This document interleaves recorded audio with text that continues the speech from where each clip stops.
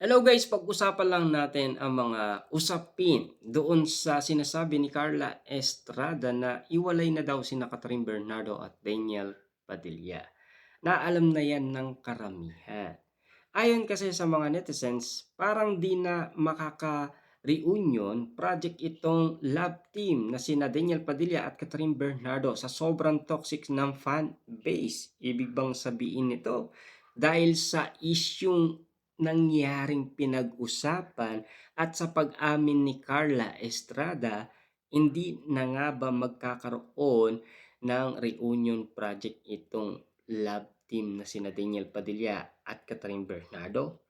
Siyempre, tanging ABS-CBN lamang ang pwedeng magsabi niya. Siyempre, hanggang ngayon kasi ay hindi pa naman nangyayari na nagkaroon ng back-to-back ang Katniel.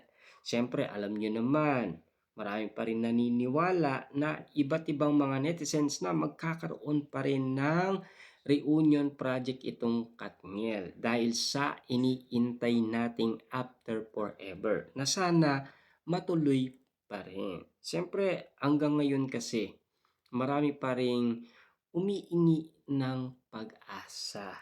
Marami pa rin nagdarasal na sana makabalik sila sa isa't isa at magkabalikan. Lalong-lalo na makagawa ulit ng iba't ibang project. Ayon kasi sa manghuhula, sila pa rin ang uling magsasama. Ayon kasi sa ula sa Katniel. Pero intayin na lang natin ang mangyayari kung magaganap nga ba o hindi na magaganap. Nasa inyo na ang mga nakikita natin at napapansin natin. Pero malakas pa rin ang paniniwala kasi ng mga Katniel fans. Kasi pinaglalaban pa yan. Kita nyo naman, Kyla Estrada, binatikos sa kanyang Twitter. Tignan nyo naman nangyari kay Kyla, binuran niya para matigil na ang issue. Pero, kitang-kita nyo naman no, ang sinasabi ng iba, promotion lang daw. Yung kina Daniel Padilla at Kyla Estrada. Dahil meron silang project na pinopromote. Totoo nga ba ang balibalitang yun?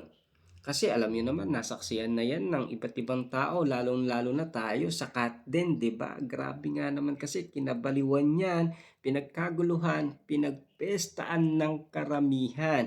Lalong-lalo na nagalit umano ang iba't ibang tao kay Alden Richard at Catherine Bernardo, di ba?